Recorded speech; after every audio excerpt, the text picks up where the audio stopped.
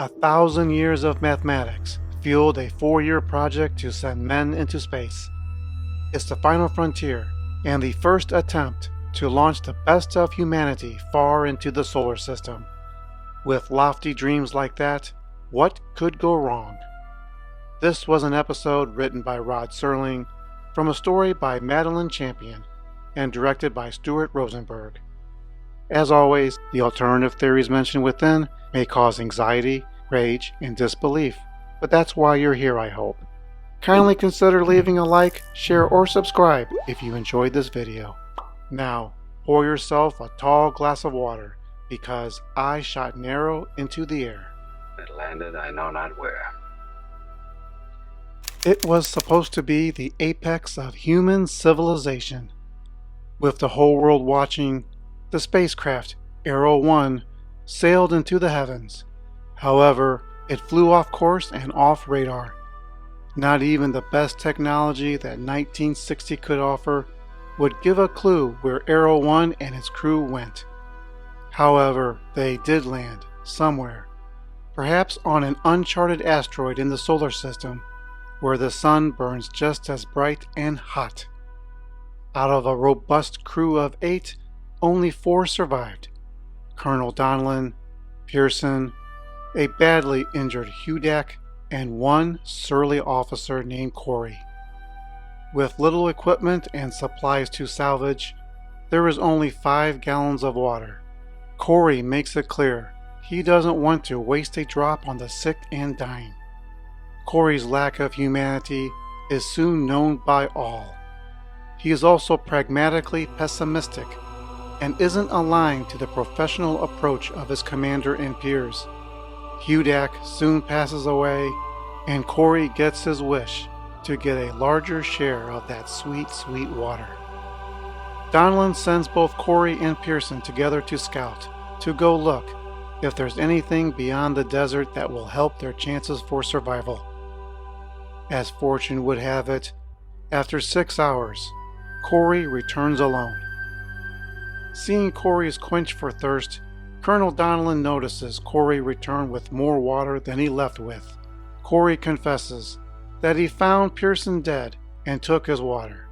After sunrise, when the temperature turns hot, Donlin forces Corey at gunpoint to lead him back out into the desert to Pierson's body. They don't find Pierson's body where Corey claimed he found him. Corey plays dumb, unable to explain how Pierson got away, but Corey does tell the colonel how he needed to steal Pierson's water.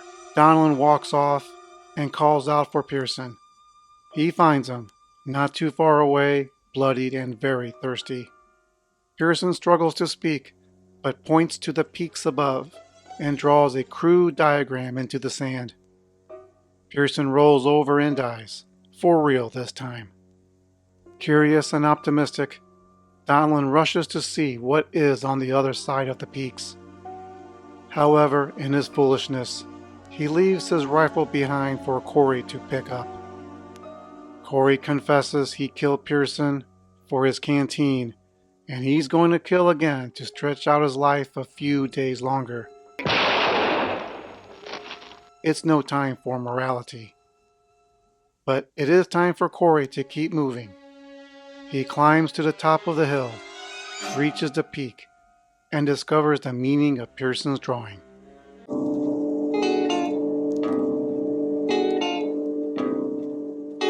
Corey discovers a highway, signposts, and telephone poles. They never left. They were on Earth all along. We never left the Earth. We just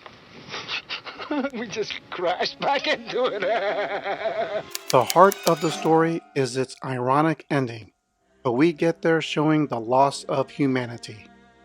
This is done rather quickly, no subtlety, no slippery slope, as Corey freely exchanges his decency for a mouthful of water. He trades lives for a few more days, or even hours, for life.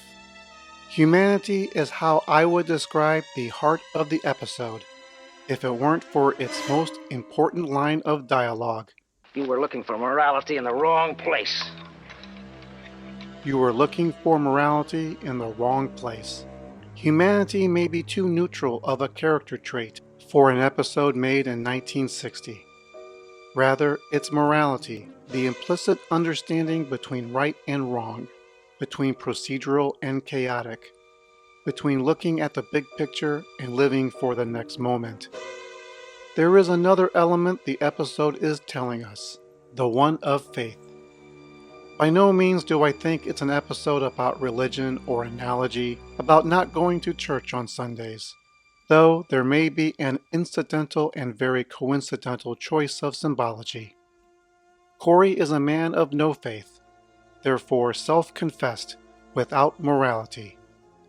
With little to no knowledge, he makes a leap into despair and lives a world we expect, of one without laws or decency. On the opposite end of the spectrum is the level-headed Colonel Donlin. With little to no knowledge, he goes by the book and sends his apostles across the desert looking for an opportunity for salvation. Donlin is the first character to get things very wrong, mistaking the Earth for an asteroid regardless of the gravity, atmosphere, sun. There are two men who make mistakes who have different approaches facing the unknown. Donlin would rather die human with morals, and Corey rather would kill like an animal without it. O ye of little faith. Speaking of monsters, Corey comes as close to a vampire as they come. Instead of blood, it's water. The more he drinks, the more thirsty he becomes. His quench is insatiable. However, is water a sign of life or a harbinger of death? The first we see to drink is the dying Hudak, who is the first to die on screen. We never see Pierson drink before he was murdered, and seems to be able to survive a long time without water before succumbing to his injuries. Donlin is also not seen drinking, except once, near the end, that catches Corey's eye. On the surface, and probably the truth, it's a reminder of the hot environment and teasing Corey's lust for water. It also could be foreshadowing Donlin's end and a symbol of his near future and as a motive for Corey to murder over. But what of Corey? What of the man who drank the most and survived to the end, who lived long enough to finish his journey literally on Earth? The physical body survived thanks to the liquid replenishment. His mental and emotional being, not so much. While his heart beats, deep down, he is dead inside. Now for some alternative theories. Why does mankind seek the heavens? Why does civilization play the role of angels? To find other celestial bodies to plant feet on. I shot an arrow into the air is a cautionary tale about what we are attempting to flee from, as much as what we offer the far reaches of the galaxy. We see dying kingdoms, dwindling resources, the petty bickering, and finally war. Why else would an exploratory space mission bring rifles instead of more food and water?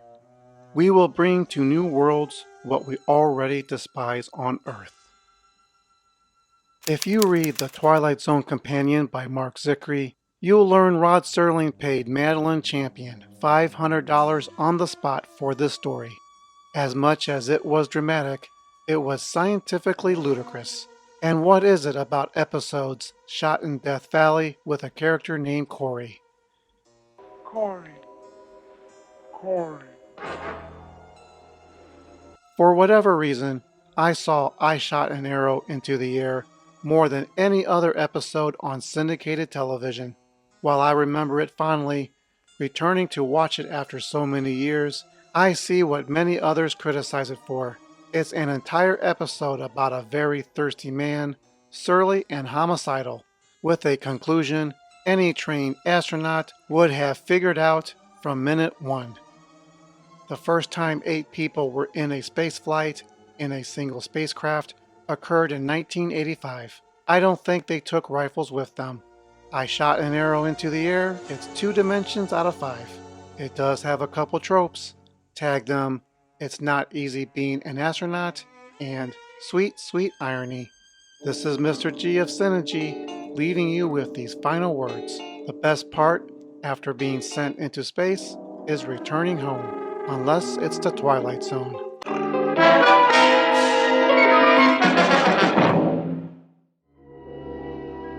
Check out other videos on the channel. Thanks for watching.